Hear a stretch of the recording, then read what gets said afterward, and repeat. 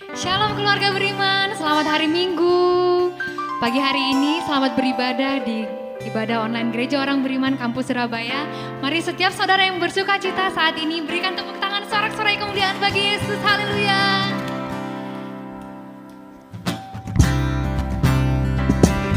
Mari bawa pujian yang terbaik bagi Allah kita.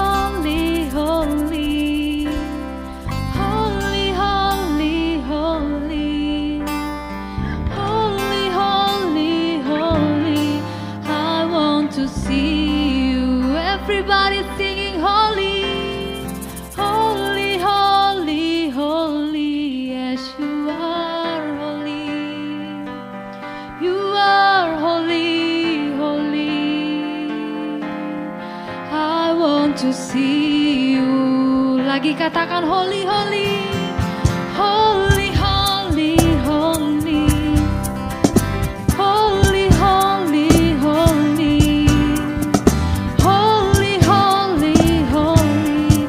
I want to see you. Sekali lagi holy, holy, holy, holy, holy. Jesus, you are holy. Holy, holy, holy, we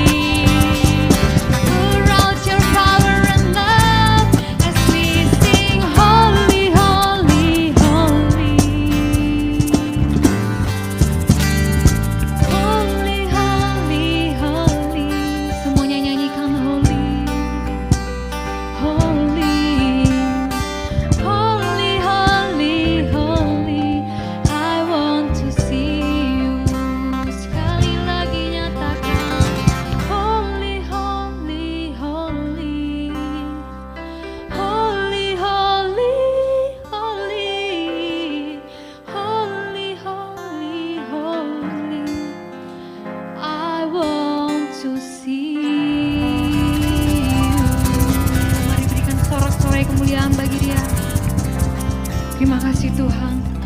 Benar hanya Engkaulah satu-satunya yang kudus Tuhan.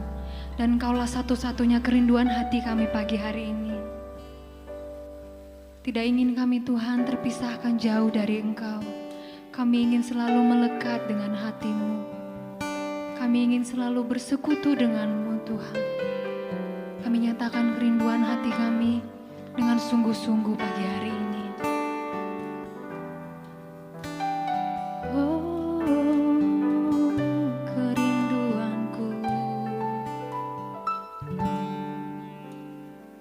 Satu suara katakan, kerinduanku berada dekat-Mu Tuhan, berada dekat-Mu Tuhan,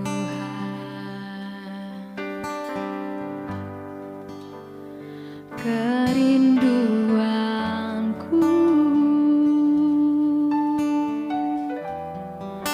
selalu senangkan hati-Mu,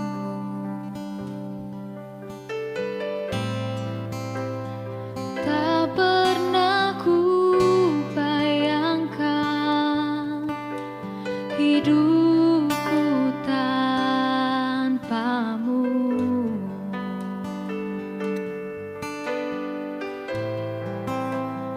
Yang menjadi hasratku menyanyikan pujian bagi-Mu, aku menyembah-Mu, Yesusku yang ada di tahta mulia. Aku menyembah-Mu dengan segenap hatiku.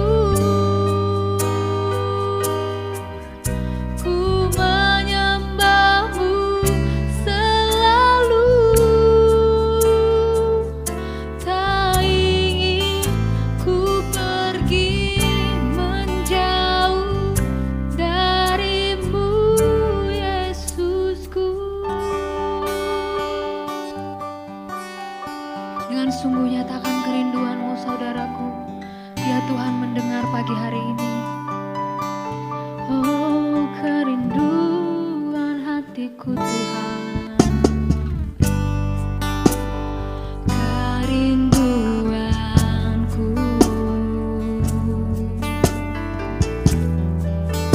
berada dekat-Mu Tuhan.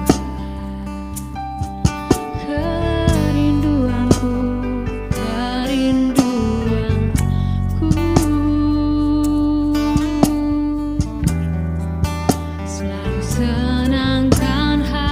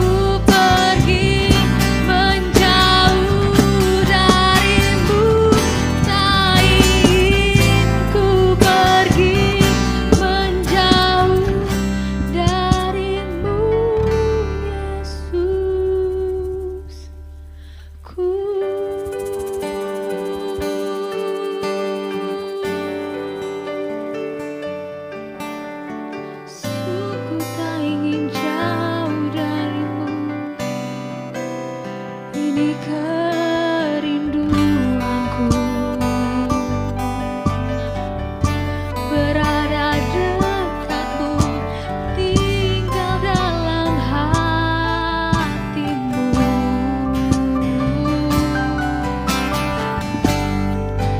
Haleluya, haleluya.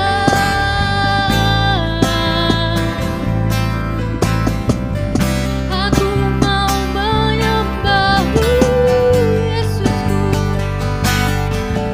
Kau bertata di atas tempat yang maha tinggi, duduk di sebelah kanan Allah Bapa. Ku sembah Kau Tuhan, ku sembah Kau Tuhan.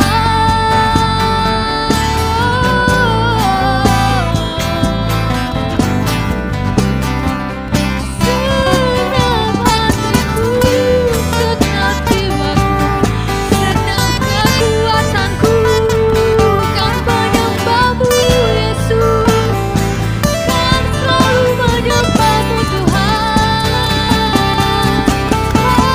Haleluya,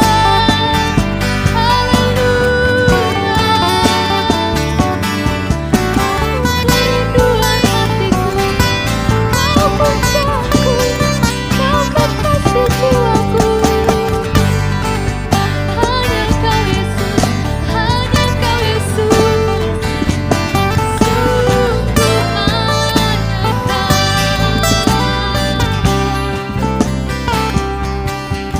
semuanya ku sembahkan.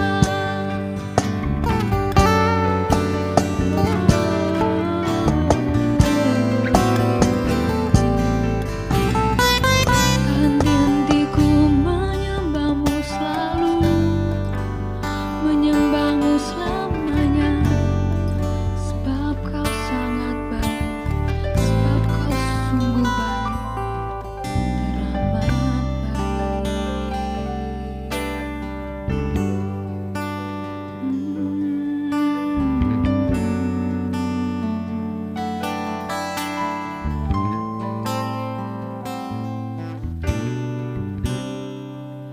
Aku menyembahmu, Yesusku, yang ada di tahta mulia. Aku memujimu dengan segenap hatiku. Ku menyembahmu selalu, tak ingin ku pergi menjauh darimu, Yesusku. Merindu angkat kedua tanganmu, nyatakan dengan sungguh, aku menyembahmu, Yesusku, yang ada di tahta mulia. Aku memujimu dengan segenap hatiku. Ku menyembahmu selalu, tak ingin ku pergi menjauh darimu, tak ingin ku pergi menjauh darimu, tak ingin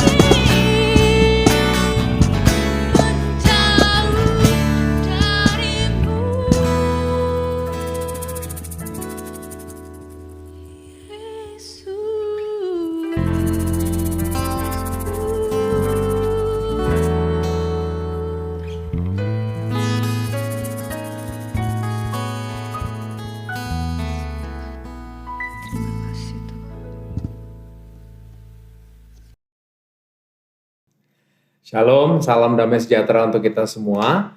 Apa kabar? Saya berdoa Bapak Ibu Saudara dalam keadaan baik, sehat, sukacita, serta tetap terus semangat.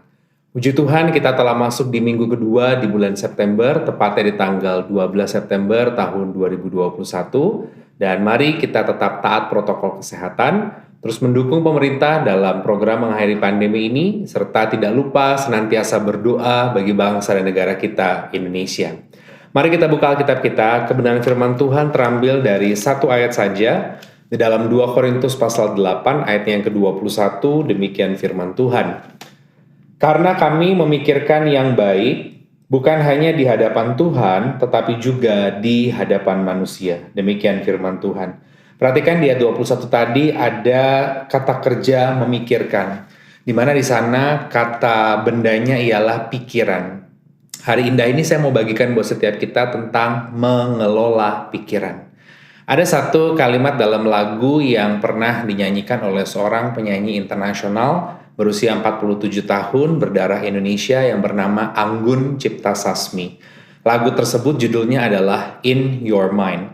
Dan dalam liriknya diulang berkali-kali kalimat It's all in your mind. Dan dari situ dia mau menjelaskan bahwa sebenarnya semuanya berawal dan berakhir di pikiran kita sendiri. Jadi yang perlu kita lakukan adalah sesungguhnya mengelola pikiran kita. Itu lagu sekuler loh saudara. Tetapi kalau kita perhatikan tadi dari firman Tuhan, ternyata Alkitab membahas tentang pikiran. Dan saya ingin membagikan buat kita tentang bagaimana pentingnya untuk kita mengelola pikiran.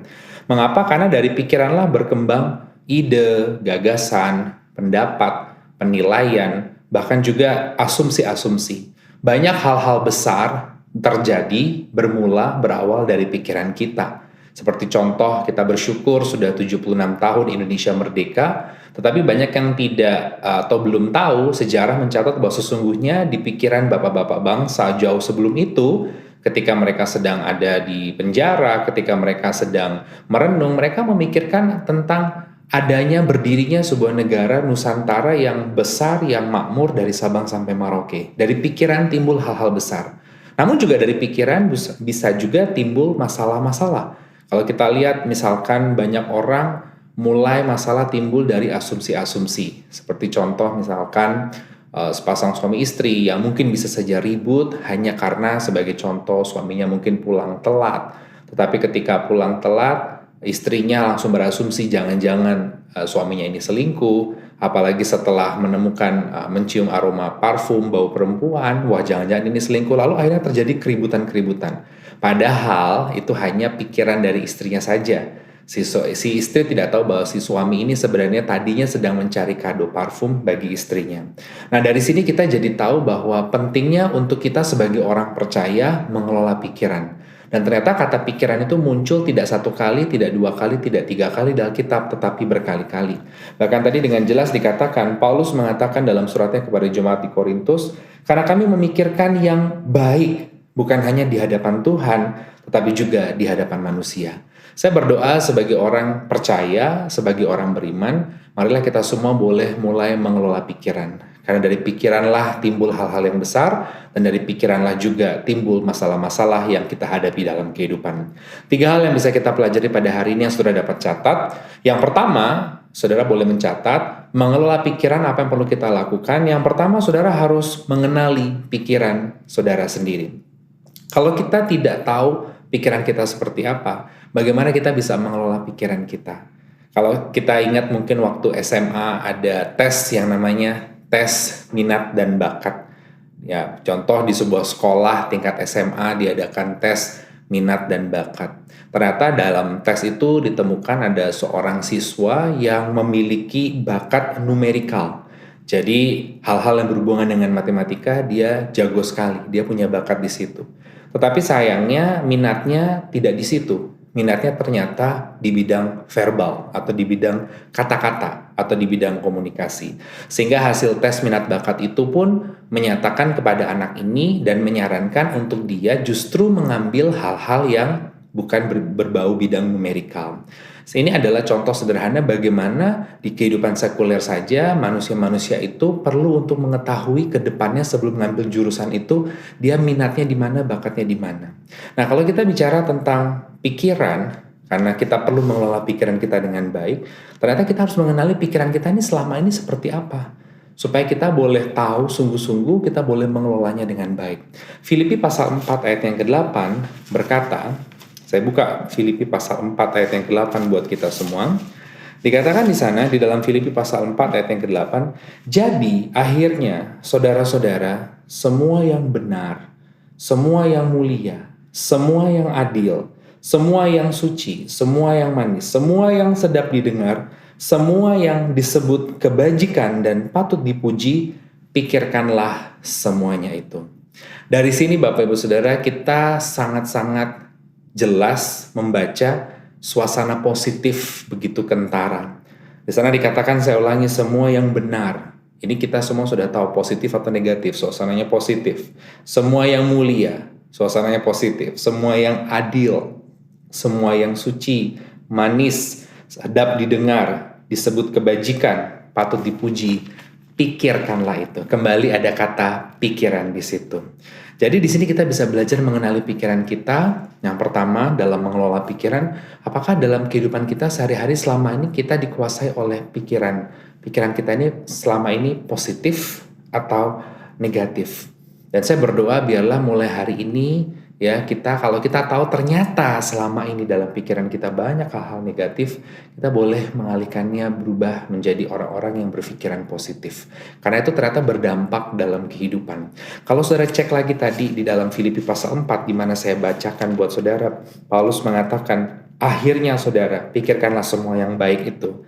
Isilah pikiranmu ya dengan yang baik itu. Kalau saudara baca tadi, ternyata di sana konteksnya adalah Paulus menulis surat kepada jemaat di Filipi dengan kondisi yang sebenarnya tidak mengenakan. Dia mengalami pergumulan, dia dipenjara, dia mengalami kekurangan. Tetapi ternyata Paulus dapat memberikan semangat dan sukacita buat orang-orang yang dikiriminya surat. Dikatakan di ayatnya yang keempat, bersukacitalah senantiasa dalam Tuhan. Sekali lagi katakan bersukacitalah. Ayat yang ke-6, janganlah hendaknya kamu khawatir tentang apapun juga. Padahal yang menghadapi pergumulan, yang dipenjara adalah Paulus yang mana ia tahu bahwa sebentar lagi ia akan menghadapi kematian. Tapi ia bisa mengatakan bersukacitalah. Janganlah hendaknya kamu khawatir tentang apapun juga. Bahkan di ayat yang ke-13 dikatakan, segala perkara dapat kutanggung di dalam Dia yang memberi kekuatan kepadaku. Ternyata dari pikirannya itu dia menyarankan untuk kita memiliki pikiran-pikiran yang positif. Kenapa? Karena dari pikiran-pikiran yang positif ini akan timbul hal-hal yang positif juga. Orang yang kelakuannya banyak negatif, orang yang kelakuannya akhirnya banyak berdampak buruk bagi orang lain, jangan-jangan pikirannya isinya adalah pikiran-pikiran yang negatif, bukan sebaliknya, pikiran yang positif. Oleh karena itu bagian yang pertama, bagaimana kita bisa mengelola pikiran ini, karena dari sini akan timbul hal-hal besar atau justru hal-hal yang merugikan kita. Yang pertama, kenali. Kalau saudara sudah cek hari-hari ini, ternyata hidupmu banyak memikirkan hal-hal yang negatif, negatif akan orang, negatif akan keadaan, negatif pesimis akan kehidupan, mulai hari ini bertobat. Mulai hari ini cek, sehingga kita boleh mengalami perkara-perkara yang besar. Lihat kehidupan Paulus tadi. Bagaimana kalau kita bayangkan di kondisinya, kalau kita yang di kondisi dia, mungkin kita akan menangis, meraung-raung, dan kemudian mengeluh serta kecewa dengan Tuhan. Tapi ternyata kita jadi tahu kenapa Paulus bisa tetap semangat, tegar, tersenyum, dan ia tahu bahwa buahnya akan menanti di depan.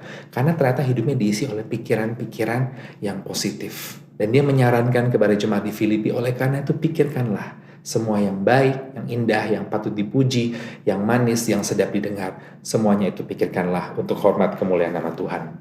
Ada seorang ibu negara, mantan ibu negara Amerika Serikat yang bernama Eleanor Roosevelt.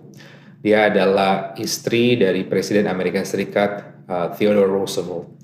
Dan setelah suaminya wafat, tahun 45, dia masih banyak melakukan kegiatan sosial, membela mereka yang mengalami diskriminasi, terlebih pada waktu itu terjadi diskriminasi ras di Amerika Serikat. Dan banyak orang juga tidak suka dengan Eleanor Roosevelt karena dia sangat-sangat menghargai kesetaraan ras dan gender. Laki, perempuan, kulit apapun, kuning, putih, merah, hitam, semuanya sama dan berharga di mata Tuhan. Dan banyak kalimat-kalimat indah yang diucapkan atau keluar dari lidah bibir Eleanor Roosevelt. Salah satu kalimat-kalimat indahnya saya kutip buat saudara, dia mengatakan, great minds discuss ideas, average minds discuss events, small minds discuss people. Yang dalam bahasa Indonesia kalau diartikan, orang-orang dengan pikiran-pikiran hebat itu ternyata adalah orang-orang yang mendiskusikan, membincangkan ide-ide, gagasan-gagasan besar. Orang-orang dengan pikiran rata-rata adalah orang-orang yang membincangkan tentang event, acara-acara, peristiwa. Tapi justru orang-orang yang pikirannya sempit, yang kecil, adalah orang yang kerjaannya hanya ngomongin orang. Marilah hari ini kita mengenali, apakah pikiran kita selama ini sempit, hanya ngomongin orang, hanya lihat jeleknya aja, hanya lihat negatifnya aja. Mulai hari ini berhenti. Kenali pikiran kita. Ketika kita sudah mengenali, kita jadi tahu kemana langkah kita ke depan. Tidak hanya berhenti di situ, hari ini kita membahas tentang mengelola pikiran. Yang kedua, ternyata setelah mengenali pikiran, saudara boleh mencatat yang kedua, kita harus belajar menguasai pikiran kita. Jangan biarkan kita dikuasai oleh pikiran kita, tapi sebaliknya, control, kuasai pikiran itu. Jadi jangan kebalik. Ada orang yang pikirannya isinya ketakutan, dan dikuasai ketakutan. Tapi hari ini kita yang harus mengontrol, menguasai pikiran kita. Dan mengatakan diam, tenang. Seperti ketika Tuhan sedang meredahkan angin ribut. Tenanglah, jangan pikirannya kemana-mana.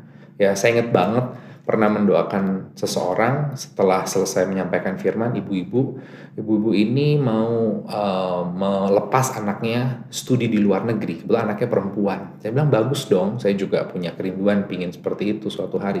Tapi dia nggak bisa tenang, nggak bisa tidur. Dan dia mengatakan, aduh nanti kalau di luar negeri anak saya nanti hamil duluan. Ya anak saya diculik orang, anak saya dirampok, anak saya ditusuk, anak saya dibunuh, narkoba. Saya sampai kaget pada anaknya di sebelahnya, saudara. Saya bilang, apa anaknya sudah diculik, sudah narkoba, sudah ditusuk, sudah hamil? Enggak, ternyata itu semua belum. Itu semua hanya pikirannya dia saja. Ya, simpelnya saya mau katakan ya, kalau kamu berpikir seperti itu, jangan lepas anak kamu ke luar negeri. Lalu saya katakan, itu yang namanya kamu belum menguasai pikiranmu. Justru kamu yang dikuasai oleh pikiranmu. Ketika pikiranmu penuh dengan ketakutan, maka kamu dikuasai dengan ketakutan. Ketika pikiranmu penuh dengan kekhawatiran dan kebimbangan, maka hidupmu dikuasai oleh kebimbangan dan kekhawatiran. 2 Korintus pasal 10 ayat yang ke-15, saya baca buat setiap kita, 2 Korintus pasal 10 ayat yang ke-5, dikatakan, kami mematahkan setiap siasat orang dan merubuhkan setiap kubu yang dibangun oleh keangkuhan manusia untuk menentang pengenalan akan Allah. Perhatikan ayatnya yang B. Kami menawan segala pikiran dan menaklukkannya kepada Kristus. Boleh sama-sama bilang dengan saya, menaklukkannya. Berarti ada usaha menguasai pikiran itu. Nggak bisa dipungkiri loh, dari sini tadi kan dikatakan dari antara telinga kiri dan telinga kanan, di bawah rambut kepala, di sanalah pusat akan keluar ide besar atau keluar masalah. Jadi kita harus mengontrolnya, menguasainya. Dan sesungguhnya saudara, hidup itu sederhana. Yang membuat rumit justru adalah pikiran-pikiran kita sendiri. Ya, saya pernah menemukan ada orang yang akhirnya nggak bisa menikmati hidup menurut saya. Akhirnya tidak bisa menikmati apa yang sudah Tuhan berikan justru karena pikiran-pikirannya sendiri. Ya, ada orang yang saya pernah jumpai gitu ya, misalkan waktu ikut tour gitu, akhirnya dia tidak menikmati makanan yang enak-enak di hotel karena dia berpikir nanti kalau saya makan ini nanti dilihatin orang, dipikir saya rakus, dipikir saya norak, dia akhirnya pusing dengan pikiran-pikirannya sendiri, sampai akhirnya berhari-hari dia nggak menikmati makanan itu. Ketika sudah waktunya pulang, saya bilang, kenapa nggak coba itu, nanti orang mikir ini, orang mikir itu. Saya bilang, pusing banget mikirin orang.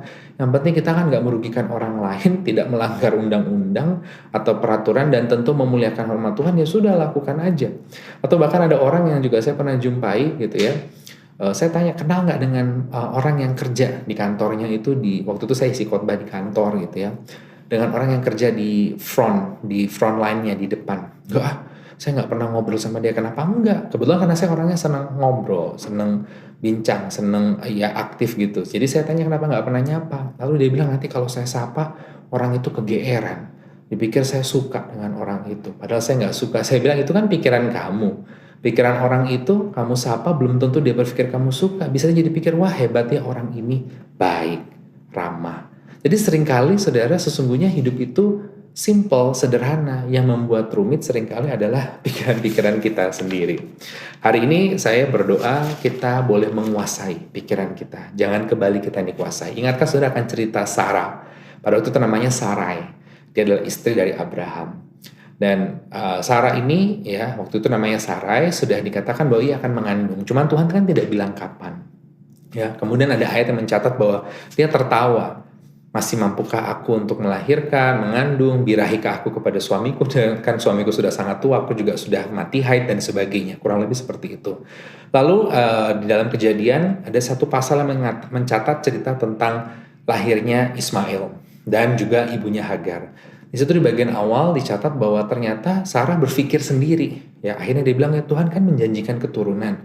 Mungkin lewat hambaku, karena konteks sejarah di Timur Tengah pada waktu itu, budak perempuan itu semuanya milik nyonya perempuannya. Termasuk anak yang lahir dari kandungannya itu sebenarnya milik nyonyanya. Jadi dia katakan kepada Abraham, ini hambaku, Hagar, hampirilah. Mungkin dari sinilah aku akan mendapatkan keturunanku. Dan akhirnya memang Abraham menghampiri Hagar melahirkan Ismail, tapi Tuhan bilang bukan itu keturunan yang dijanjikan yang akan meneruskan keturunan-keturunan ilahi lainnya, akhirnya Mesias akan lahir daripadanya, bukan itu. Akhirnya Hagar dan Ismail pun diusir. Dan saudara, ini kejadian berawal dari pikiran-pikirannya Sarah sendiri. Gitu. Padahal Tuhan sudah berkata dari kamu sendiri, your own offspring bahasa Inggrisnya, yang keluar dari rahimmu sendiri, itulah yang akan disebut anak perjanjian, yakni Ishak yang akan meneruskan generasi-generasi melahirkan Mesias, yakni juru selamat kita. Jadi yang kedua, bagaimana kita mengelola pikiran, kuasai pikiran itu.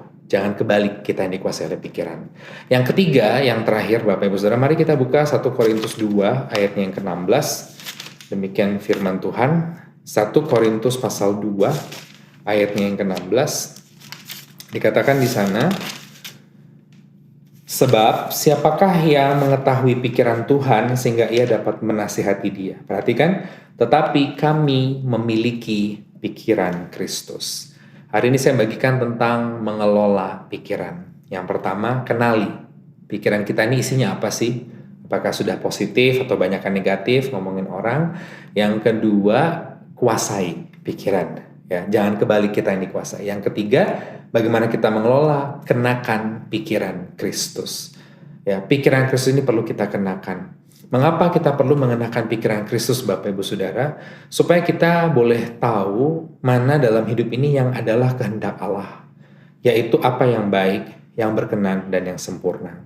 Jika kita tidak mengenakan pikiran Kristus, maka mungkin yang muncul dari pikiran kita, ide, gagasan, pendapat yang akan kita jalankan dalam kehidupan kita, mungkin kita merasa it's a good idea, but that's not God's idea. Saya ulangi, kalau tidak pakai pikiran Kristus, pikiran yang ada muncul di kepala kita, pikiran itu kan pusat ide, gagasan, pendapat, penilaian, judge dalam artian penilaian, asumsi, itu menurut kita good idea, tapi itu belum tentu God's idea, belum tentu itu kehendaknya Tuhan.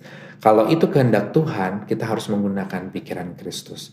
Bagaimana kita menggunakan pikiran Kristus? Tidak ada jalan lain, yakni sungguh-sungguh bertobat, percaya Tuhan, menerima Dia sebagai Tuhan dan Juru Selamat.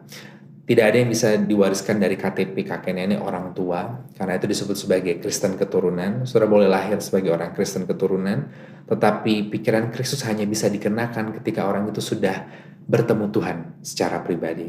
Bertemu Tuhan secara pribadi bukan berarti melulu bertemu muka dengan muka, karena mungkin saudara belum bertemu muka dengan muka hari ini, tapi yang pasti nanti akan bertemu dengan muka. Tapi bertemu dengan Tuhan di sini bicara pengalaman dan menerima Tuhan pribadi sungguh-sungguh. Saya doa kita semua boleh mengalami kelahiran baru, pertobatan, sehingga kita boleh mengenakan pikiran Kristus.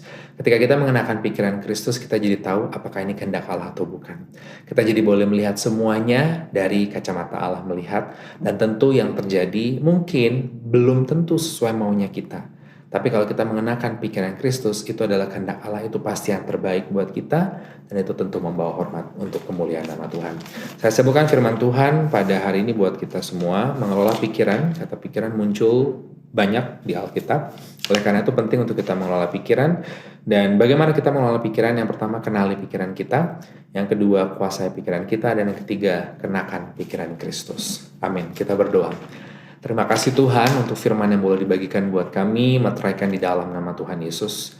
Hamba berdoa buat mereka yang mendengar, menonton program ini, Tuhan memberkati mereka. Siapapun mereka, apapun yang tangan mereka kerjakan, perusahaan yang mereka kelola, di mana mereka bekerja, karir, usaha, bisnis, profesi, rumah tangga, pelayanan, studi masa depan mereka diberkati Tuhan.